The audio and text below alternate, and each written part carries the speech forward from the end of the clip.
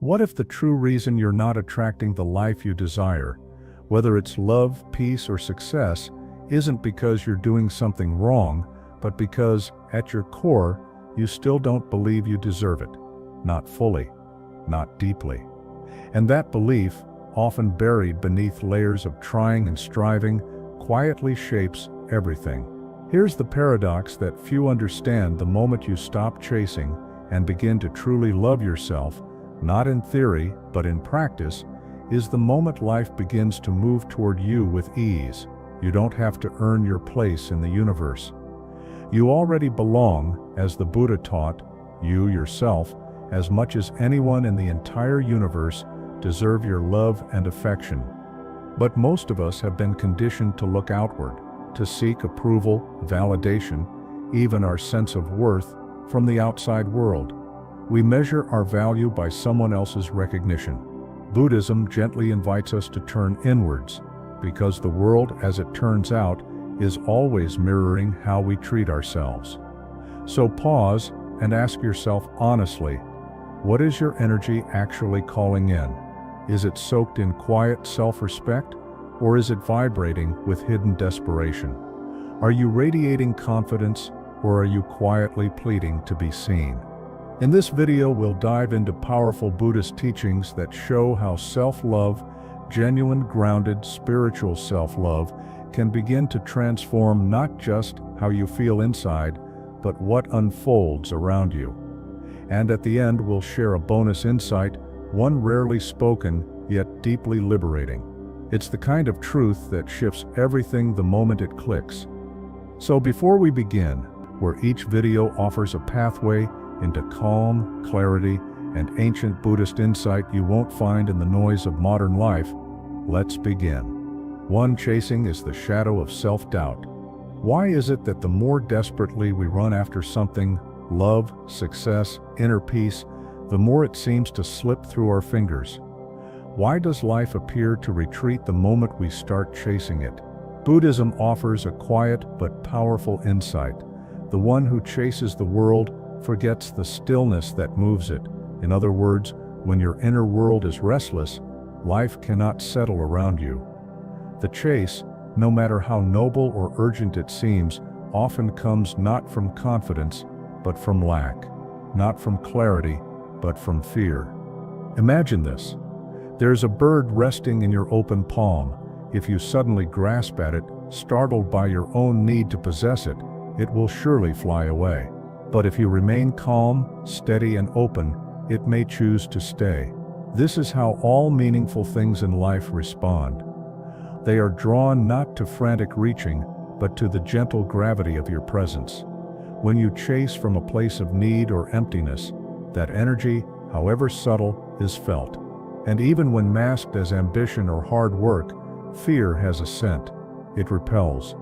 Not because the universe is punishing you, but because life is always mirroring the state of your soul.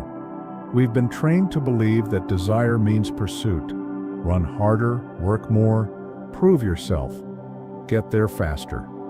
But Buddhism teaches a different rhythm, one of conscious stillness, not passive waiting but embodied presence. It's not about giving up your dreams, but about giving up the desperate energy behind them. When you begin to love yourself fully, the chase loses its power. You no longer beg life to validate your worth, you already embody it. You become the very proof you were hoping to find. Close your eyes for a moment. Breathe slowly. Picture your desires not as distant peaks to conquer, but as lotus petals floating toward you on still water.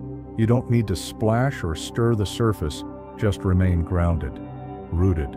Let the petals come to you. Because when the waters of your mind are still, even the moon reveals itself clearly.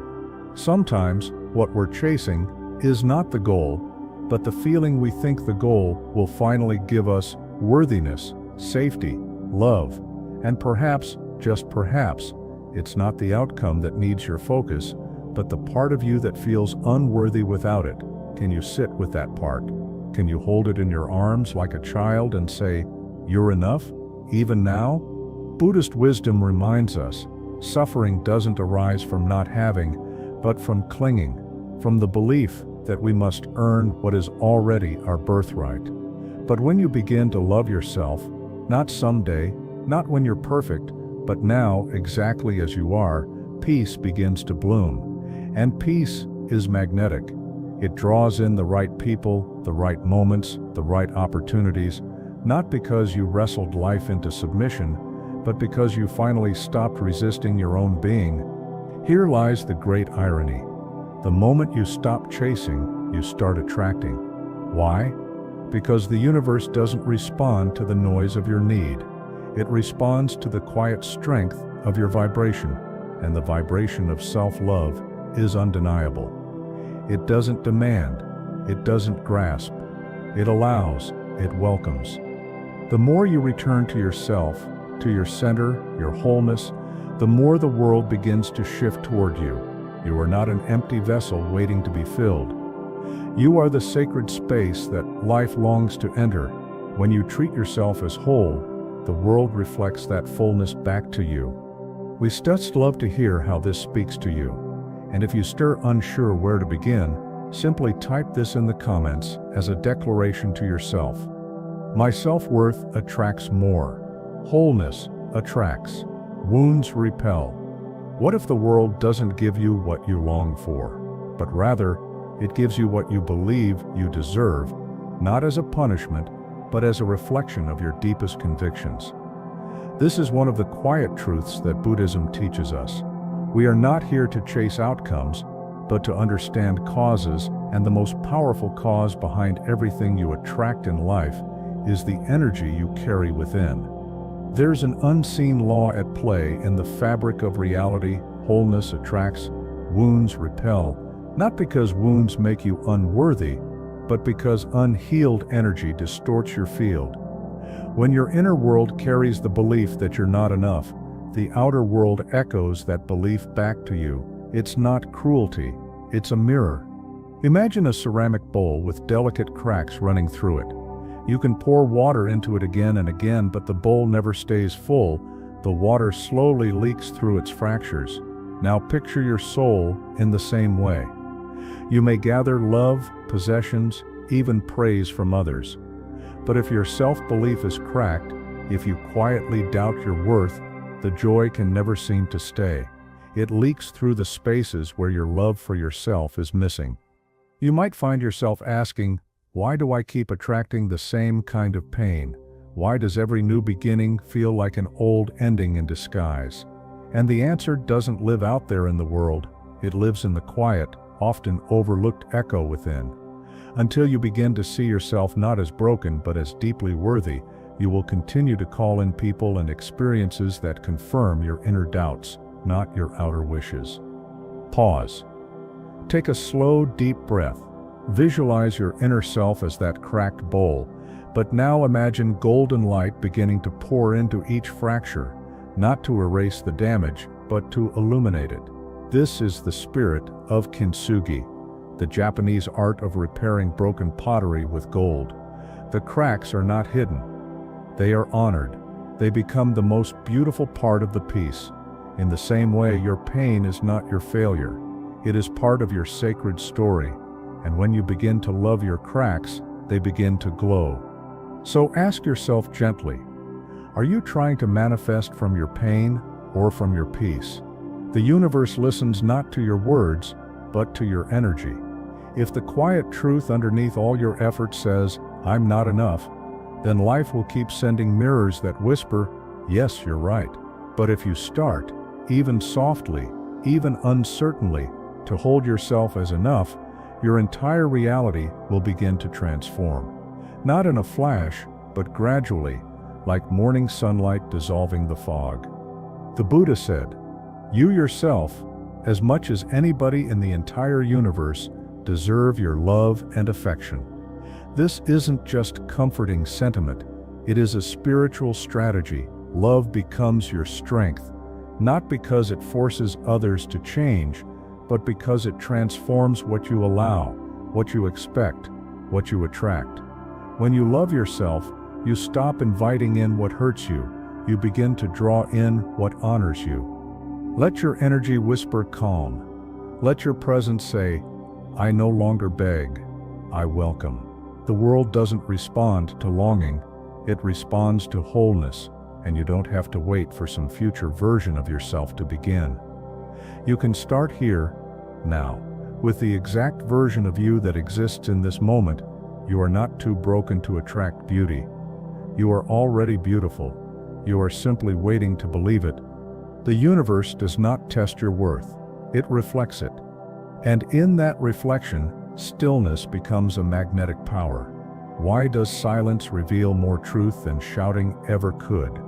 Because in stillness, something ancient awakens. Like a candle in the darkness, a still soul draws all things that seek warmth and clarity, not by striving to be seen, but by glowing from within. This is your path, and you are already on it. In Buddhism, this is not called passivity. It is called alignment. A sacred inner harmony that arises not when you stop caring, but when you stop clinging. When you are no longer frantic to be seen, no longer desperate to be chosen, your energy shifts, becomes pure, steady, magnetic, and in that purity, life begins to listen. Not because you're louder, not because you finally proved something, but because you've returned to the quiet center of your being, the place where truth no longer needs to shout. We live in a world obsessed with noise. The loudest voices dominate the room. The boldest gestures often win the applause, but beneath the surface, life does not respond to volume. It responds to vibration, to the quiet frequency of clarity. Stillness, in this context, is not laziness or giving up.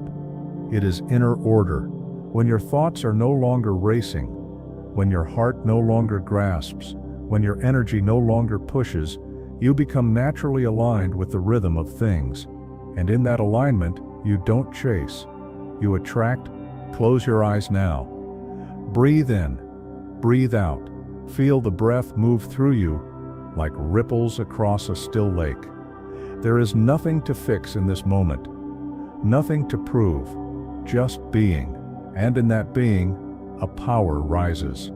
A grounded, luminous power that doesn't shout to be heard, doesn't beg to be noticed. It simply is, and it is felt. Many people ask, why do I feel invisible despite all my efforts? And often the answer lies not in what you're doing, but in why you're doing it. Where in your life are you being loud because you're afraid of being ignored? That noise, whether it's in the form of overachievement, constant proving, or emotional urgency, is often a mask for the deeper wound of unworthiness. But here's the real question. What would shift if you trusted your presence more than your performance? Think of a flower blooming quietly in a sunlit corner.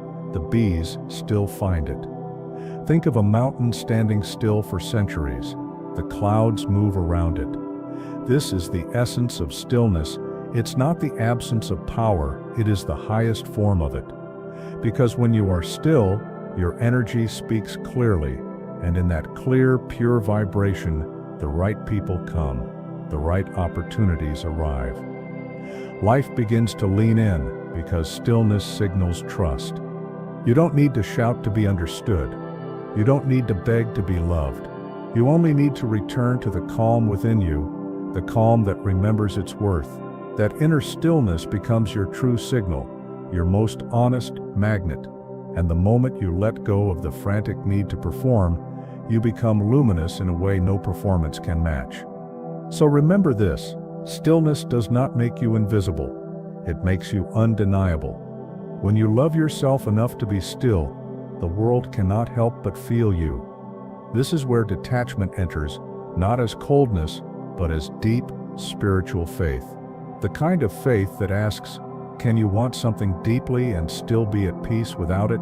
True detachment, as taught in Buddhist wisdom, is not rejection of desire.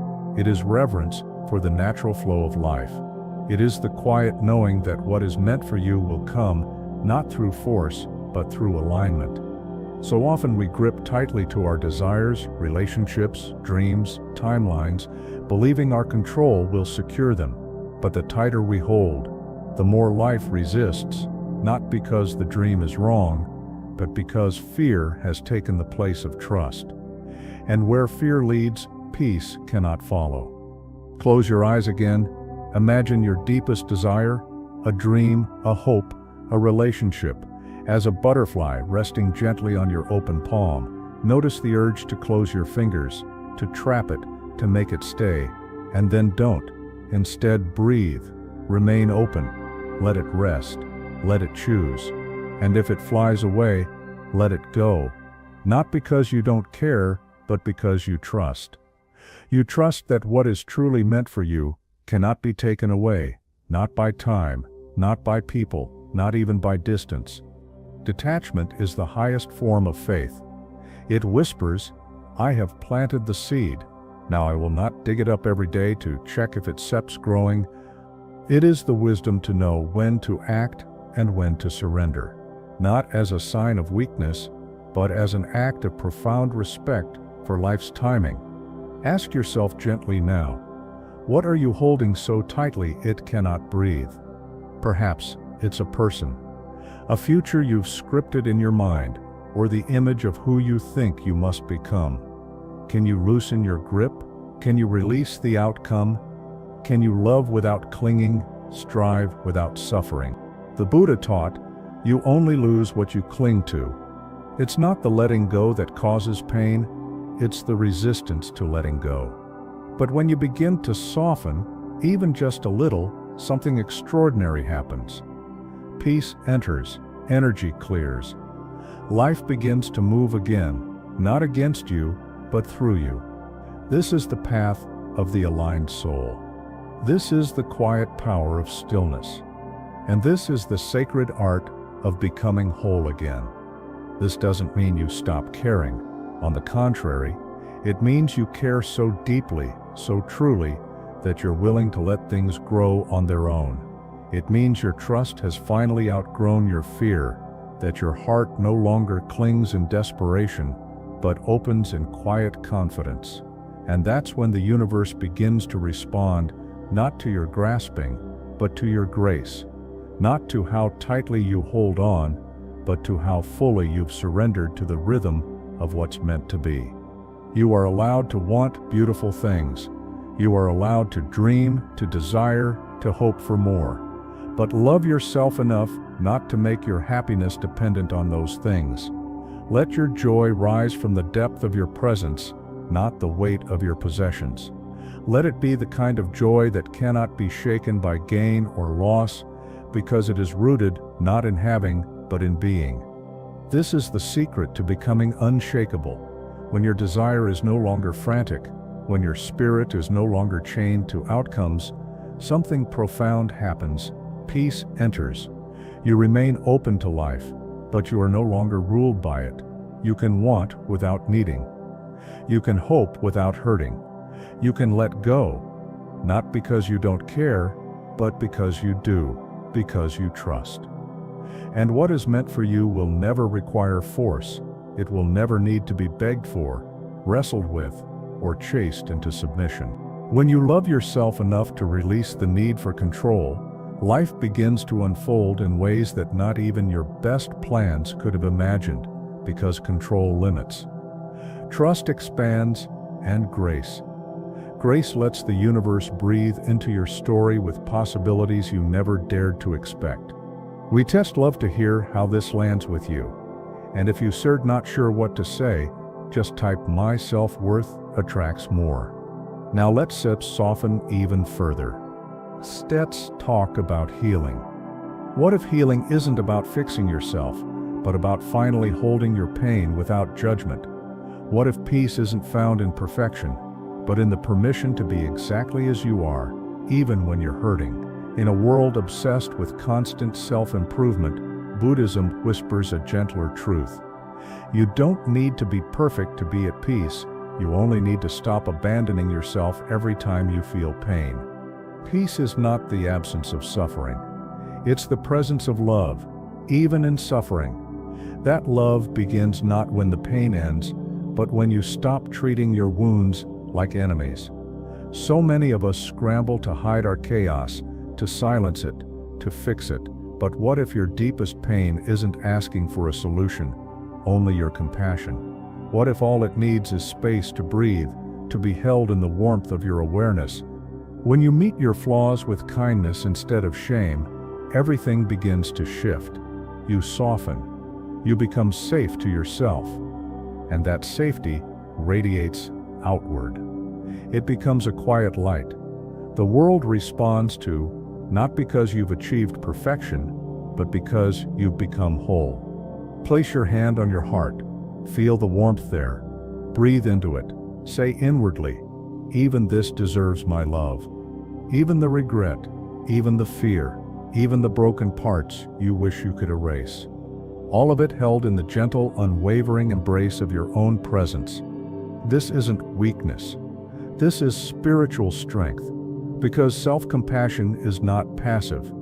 It is an act of power, a quiet rebellion against the inner violence we've grown used to. Many of us carry a war within a voice that criticizes, shames, and belittles. We wonder why peace feels so far away, yet we offer ourselves none of the love we so freely extend to others. The Buddha taught, hatred does not cease by hatred, but by love alone. That includes self-hatred. So ask yourself gently, where are you still bullying your inner child? Is it the voice that whispers, "You're never enough"? Is it the part of you that punishes yourself for not being healed already? And then ask, what would shift if I offered this pain understanding instead of rejection? Could I listen to my sadness instead of silencing it? Could I let my mistakes rest without turning them into my identity? Healing begins the moment you stop fighting yourself. And peace begins the moment you realize, even this deserves your love. Healing begins in the quietest of ways, not with force, not with urgency, but with a gentle shift. A shift from trying to fix what hurts to simply holding it, from punishing yourself for not being better to finally listening to what your pain has been trying to say. It is in this space, this sacred pause of compassion, that true transformation begins. When you start to treat yourself with the same tenderness you so easily extend to others, something powerful happens. Your energy softens. Your vibration lifts, and life, sensing that shift, begins to respond, not because your outer world has changed, but because you have. Healing doesn't require you to become flawless. It only asks you to become whole, and wholeness doesn't mean every piece is perfect, it means no piece is left behind. Nothing is abandoned, nothing is exiled.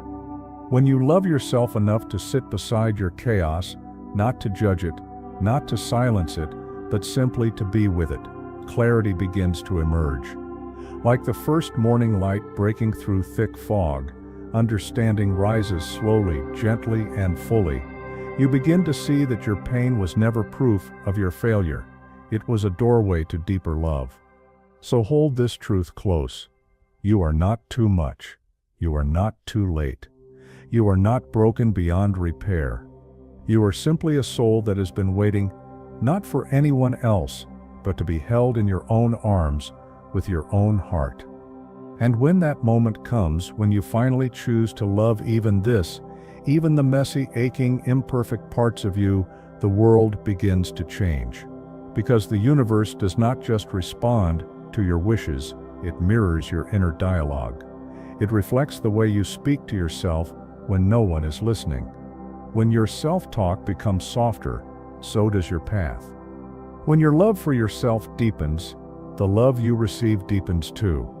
Because everything outside of you begins with what you offer within. So let healing be gentle. Let it begin with love. Let it begin with you. What if every relationship in your life is simply a mirror, reflecting how you speak to yourself when no one is listening? In Buddhist understanding, the world is not separate from your mind.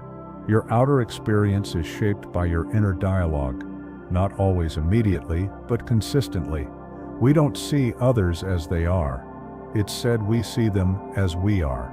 And if you look closely, you'll notice what you tolerate within, you tend to tolerate without. If you speak to yourself with harshness, you begin to accept that tone from others. If you neglect your own emotional needs, you attract relationships that do the same. This isn't blame, it's awareness. When you begin to love yourself truly and quietly, you raise the energetic standard for everything in your life. Your self-regard becomes the foundation, and the universe builds from there. Imagine standing beside a calm body of water. Look into it and see your reflection, not your face, but your voice. What are you saying to yourself when you're alone? Are you encouraging, or are you tearing down your own spirit before anyone else has the chance? How am I speaking to myself when no one is listening? Ask that, because the universe is always listening. There is a truth here, soft but powerful. Self-love sets the energetic minimum for how others treat you. When you respect your boundaries, others begin to do the same. When you speak kindly to your inner world, your outer world begins to mirror it, and if it doesn't, if someone continues to offer less than what you now give yourself, you will know how to walk away, not in anger, in alignment. So ask yourself gently, are you teaching the world to love you or to overlook you? Every time you abandon your needs, every time you silence your truth, you send a signal, this is okay, but it isn't. You deserve to be treated with the same care you wish to offer, and it starts with you. And now another question: if someone treated you the way you treat yourself, would you stay? Sit with that. Let it echo. If the answer brings discomfort, that is your starting point, not to judge, but to begin a new kind of relationship with your own heart. You don't attract what you want, you attract what you believe you are worthy of. So speak to yourself with love. Act as though you matter, because you do. And when that becomes your inner dialogue, your life begins to rearrange around that truth, not perfectly, but profoundly. When you love yourself enough to change the way you speak within, the universe listens and begins to speak back in kindness. Peace is the most powerful frequency. Why do the most peaceful people seem to draw everything they need, without the chase, without the noise? In Buddhism, it is taught that still water reflects the stars, not because it tries, but because it is calm enough to receive. Peace is not a luxury, it is a powerful frequency, one that signals to life itself, I am ready, not because I control, but because I trust. Inner peace creates space, and in space, things arrive. When your heart is no longer crowded with fear, attachment, or restlessness, there is room for what you truly desire to enter, not rushed, not forced, but invited. Peace becomes the gate through which all blessings flow, not because you chase them, but because you are aligned with their arrival. Take a breath. Imagine yourself sitting in a quiet forest, the air still, the wind gentle. You are not striving, you are not proving, you are simply being what comes to you in this silence. Perhaps an idea, perhaps a memory, or maybe a deep knowing that you are already enough. In that awareness, you become a magnet, not for everything, but for what truly belongs. Yet many avoid this peace, not because they don't want it, but because it reveals too much. Noise becomes a shield. We fill our lives with distractions, urgency, and chaos, not always to achieve, but to avoid. Are you filling your life with noise to avoid your own stillness? Stillness, after all, reflects everything, and sometimes what we see in that reflection is uncomfortable, but only when we see it can we soften it. The most peaceful people are not untouched by pain.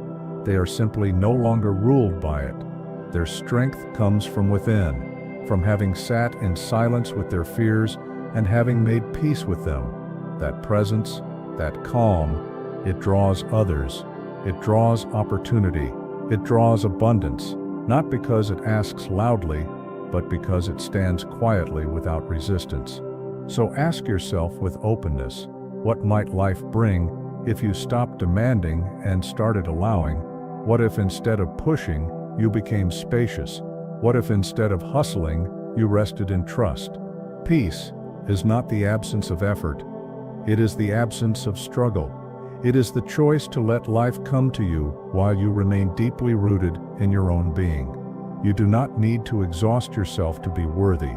You do not need to force what is meant for you. Love yourself enough to create peace within, and the world will begin to reflect it without. When your frequency is calm, your life begins to harmonize, not immediately, but inevitably. So remember, the still soul draws all that seeks light. In your calm, you become radiant. In your peace, you become powerful. Neediness is the enemy of receiving. Could your hunger for love be the very thing blocking its arrival?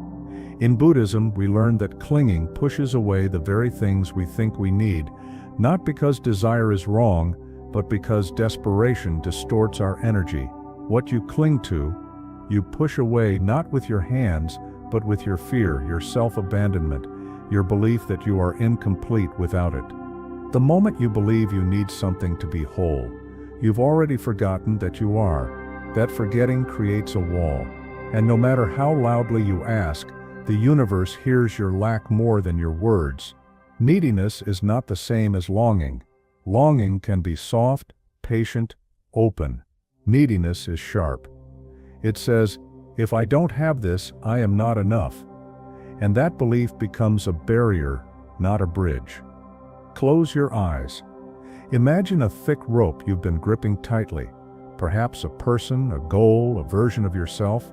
Your hands are tired, your heart is heavy. Now imagine letting go, not out of defeat, but out of trust. Feel the relief in your hands. Feel the space opening in your chest. That's what surrender feels like. Not giving up, but finally letting life breathe. We often confuse need with love. But true love does not beg. It does not plead. It invites, it welcomes, but never clings. So ask yourself, where does need disguise itself as desire in your life? Is it in the way you chase validation? The way you fear being alone? The way you shape yourself to be chosen? Ask deeper. Can you trust that what's meant for you won't require begging? That what truly belongs to you will never ask you to shrink to receive it? When you begin to believe that you are already whole, your energy shifts. You go from searching to radiating. And in that radiance, life begins to respond. Self-love dissolves need. It says, even if nothing arrives, I am still enough. And ironically, it is from that space, the space of sufficiency, that everything begins to flow. Not because you stopped caring, but because you stopped clinging. You made space, you aligned. Need is heavy, it repels, but presence is light. It attracts. When you remember your own completeness, your desires stop screaming. They become gentle whispers, and gentle whispers are heard more clearly by the universe. So breathe. Let go of the rope. Trust your wholeness. When you love yourself enough to no longer beg, you finally begin to receive. And in that quiet, dignified energy, everything you once chased begins to find its way to you, not as a test, but as a reflection. Become what you want to receive. Are you asking for something you're not yet giving to yourself? This is the quiet question that shifts everything. In the teachings of Buddhism, the outer world is never separate. It is a mirror reflecting the truth of our being. We attract not what we want, but what we are. And so, if we wish to change what comes to us, we must first change what comes from us. If you want loyalty, ask yourself, am I loyal to my own needs, my boundaries, my truth? If you want peace, ask, do I feed my mind peace, or do I let it feast on anxiety and comparison? If you want abundance, ask, do I speak of lack? Do I live in fear of not enough? So often, we call for light while clinging to the shadows we refuse to release. We pray for love while abandoning ourselves in silence. Imagine your future self, not someday far off, but the version of you who already lives in peace, love, and joy. Picture them. Breathe with them. What do they think? What do they feel? What do they choose? Each day that you are still resisting, that version is not out of reach. It is already within you, waiting for you to rise to meet it. You say you want clarity, but still surround yourself with noise. You say you want to be seen, but hide your true self behind masks. You say you want deep love, but speak harshly to your own heart.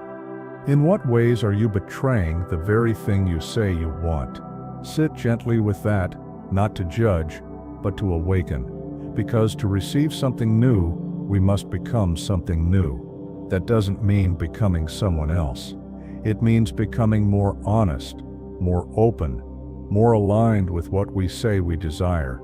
Who do you need to become to receive what you're calling in? Not someday. Not after the perfect conditions, but now through small daily acts of self-honoring. The universe listens more to your frequency than your words, and frequency is created by being, not wishing. When your being aligns with your vision, life starts to mirror it, slowly at first, then all at once, not because it's magic, but because it's natural. What you radiate, you attract, and what you embody, you invite. So love yourself enough to become the love you're looking for. Be the peace you crave. Speak the truth you want to hear, because when you live the energy of what you seek, you no longer need to chase it. It begins to arrive, drawn not by need, but by recognition. You are not far from the life you want. You are just one decision away from being the version of yourself who welcomes it. We'd love to hear your thoughts.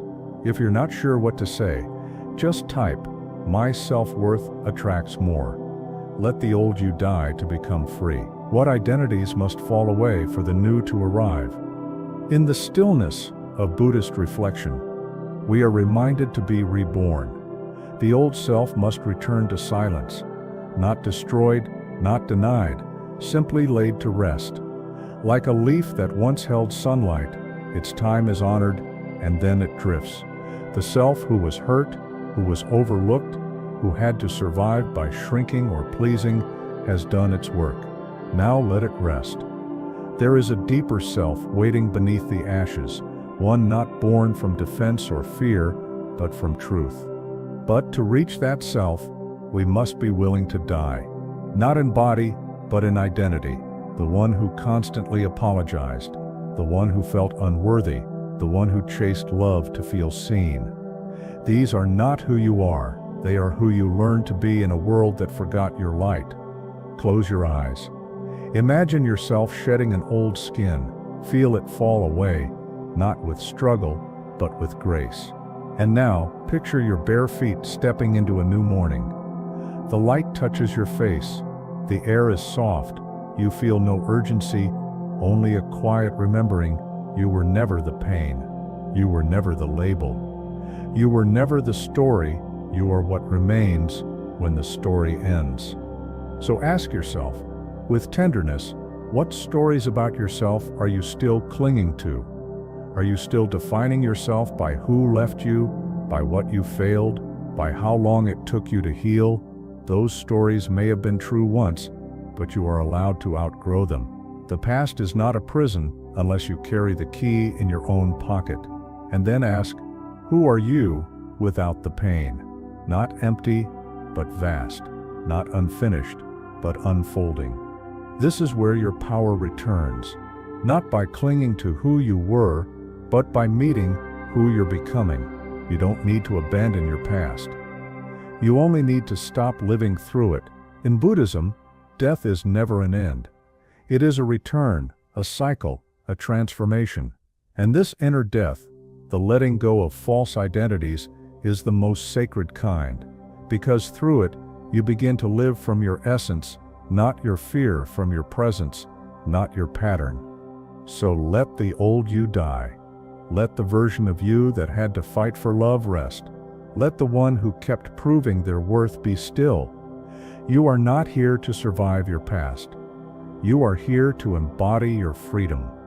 And when you love yourself enough to release what you no longer are, you become a vessel for what you've always been, whole, unshaken, free. True power is quiet confidence. There is a kind of power that does not shout. It does not demand attention. It simply is. In the way the bamboo stands, quiet, flexible, unshaken. You can feel its strength, not from its volume, but from its depth. This is the way of true power, silent, steady, rooted.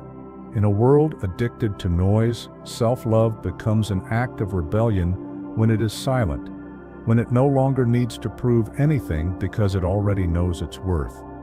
You don't need to announce your value when you're anchored in it. You don't need to chase love when you are love. Quiet confidence is the frequency of those who have returned to themselves. It's the presence of someone who has nothing to prove and everything to offer.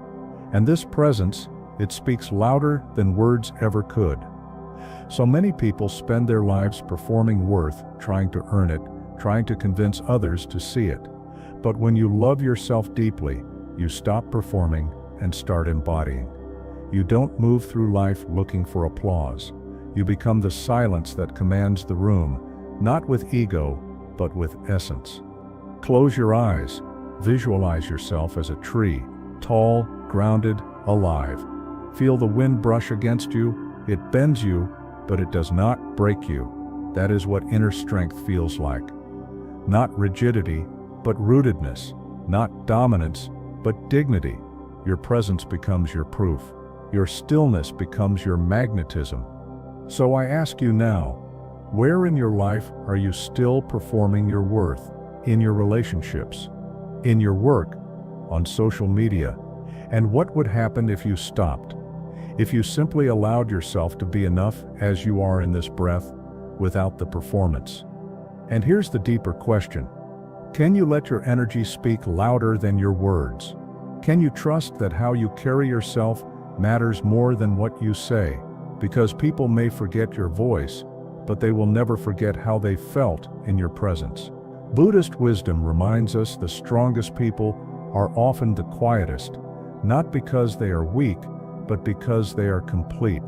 Their self-respect whispers where ego used to scream. Their compassion replaces control. Their silence becomes sacred.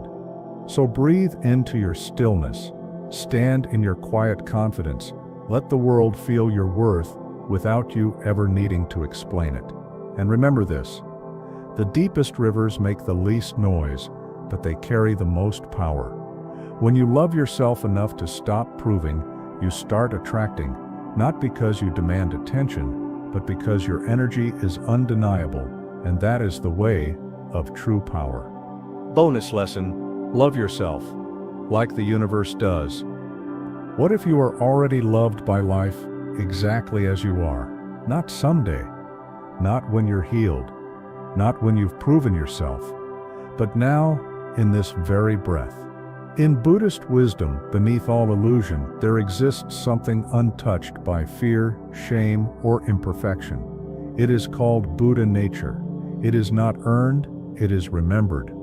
And it means this, you are not broken. You are becoming. We spend so much of our lives trying to make ourselves worthy.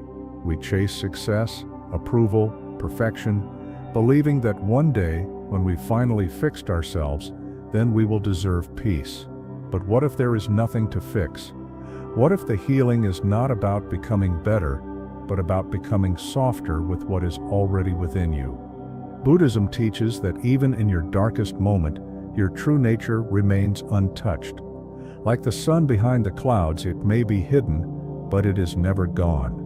When you start to love yourself through this lens, life stops being a problem to solve. It becomes a dance to join. You don't have to strive for belonging anymore. You realize you already belong. Close your eyes for a moment. Visualize the entire universe bowing to you, not because you are flawless, but because you are whole. The stars do not ask you to earn your light. The trees do not question your worth. Nature honors you because you exist.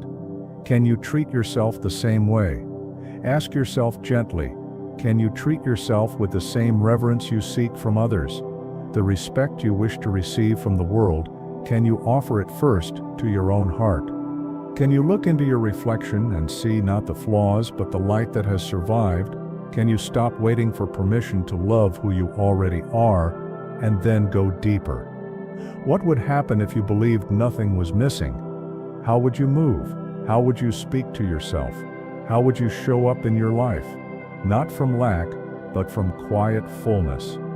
When you love yourself like the universe does, you stop chasing things that only reflect your emptiness.